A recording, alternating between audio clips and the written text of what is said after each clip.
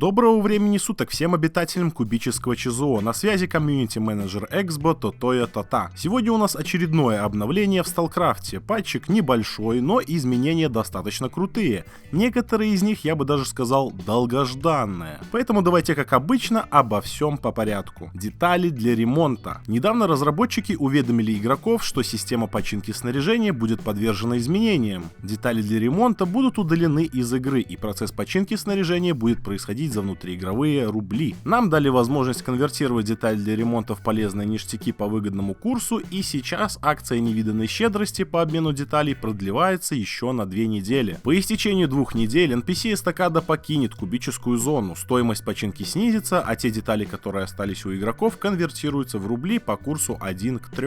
То есть за 10 тысяч деталей для ремонта игрок получит 30 тысяч внутриигровых рублей. После этого момента можно смело утверждать, что детали для ремонта все. Знаете, лично я очень рад подобным изменениям. Детали для ремонта висели у меня мертвым грузом, абсолютно ненужные. Я их вообще никогда не использовал, потому что Toyota никогда не ломается.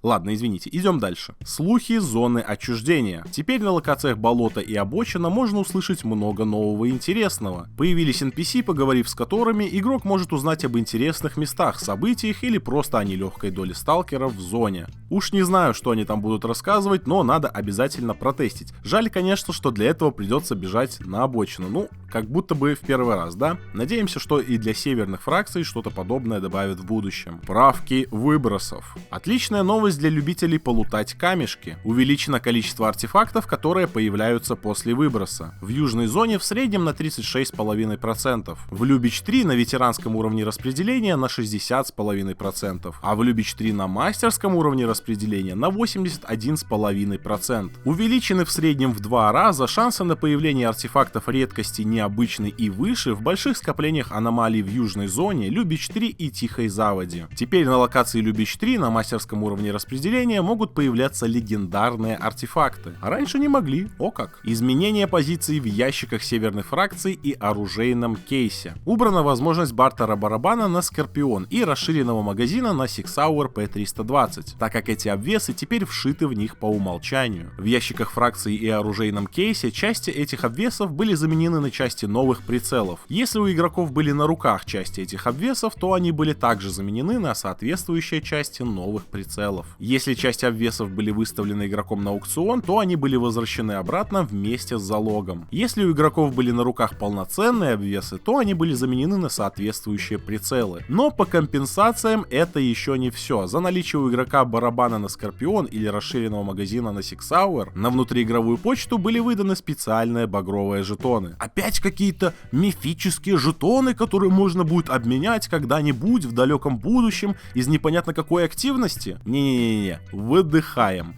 Багровые жетоны можно обменять на любой другой мастерский обвес из вышеупомянутых кейсов. Для этого обмена в меню бартера появилось второе предложение. Но и тут есть своя загвоздочка. Багровые жетоны будут действовать до 21 августа 2025 года. Успейте их потратить к этому моменту. Новые прицелы мастерского ранга. Тут я позволю себе некий экскурс в истории, если вы не против. Пару месяцев назад я случайно узнал о том, что на Sig Sauer P320 становится вот этот прицел. Насколько я понимаю, в игре он уже давно, но я вот о нем не знал, так уж получилось. Как только я его увидел, я понял, что это самый крутой прицел в игре, но он прям идеальный. Я хочу, чтобы такой прицел можно было ставить на все пушки. По большей части мне понравилась просто маленькая, аккуратная голографическая точка в центре прицела. Я думал, что у нас только огромные жирные точки, как на Вортексе, могут быть. У него был только один недостаток, который я для себя подметил. Это кратность 1х. В целом привыкнуть можно, но хотелось бы чуть больше иксовочку. Посмотрел я на все это дело и пошел доставать всех, кого видел в офисе, кто в теории может повлиять на выход такого прицела для всех пушек.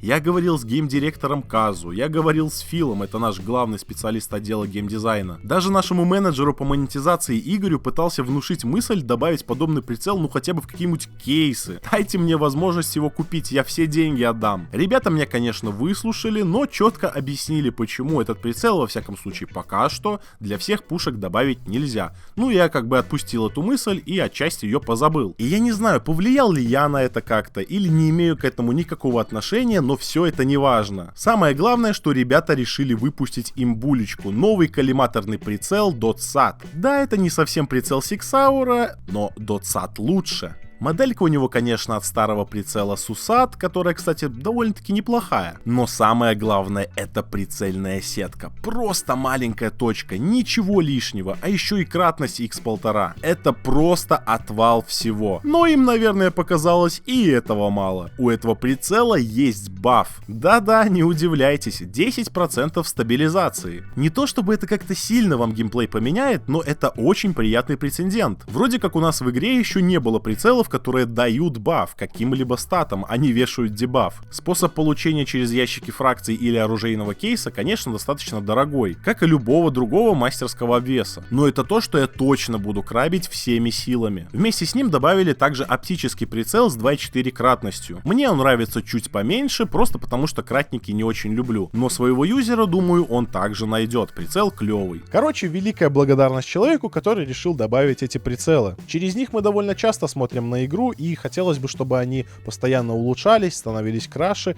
и добавлялись новые. Балансные правки. В этот раз отдел баланса решил уделить побольше внимания ППшкам, в особенности Крис Вектору. Скорострельность увеличили на целых 100 единиц. Нарастание отдачи было уменьшено, как и множитель первого выстрела. Взамен этого Вектору уменьшили минимальный урон. Звучит на самом деле страшновато. Но у меня-то Вектор 15 есть, я доволен. Будем посмотреть, как он теперь играется. Также бафы получили ППК-20, Скорпион и еще куча разных ветеранских и сталкерских пистолетов-пулеметов. ПКП немного снизили горизонтальную отдачу, бафнули разряд, добавили Антарусу немного пулестоя и слегка переработали колоринол. Из стат было убрана живучесть и защита от кровотечения и добавлены 15 единиц пулестойкости. Прочие изменения и правки. Вместе с бафом ППшкам обновили звуки взаимодействия: экипировка, доставание, убирание, осмотр и перезарядка. Обновлены анимации Sig Sauer P320. Блин, какой же все-таки классный прицел. Добавлена возможность покраски SR2M вереск. Убран лимит на получаемые очки влияния подразделениями в сутки. Исправлено отсутствие возможности установки статуэтки Морока в убежище. Хвала великим силам. Исправлена ошибка, из-за которой огнеметы и его подвиды наносили урон, даже если цель находилась вне предсказуемого конуса поражения, например, за препятствиями. Переработали визуальный эффект огнемета, хладомета, хладореза и огнева. Теперь эффект выглядит лучше и меньше перекрывает обзор игроку, которого атакуют. Ну а на сегодня все.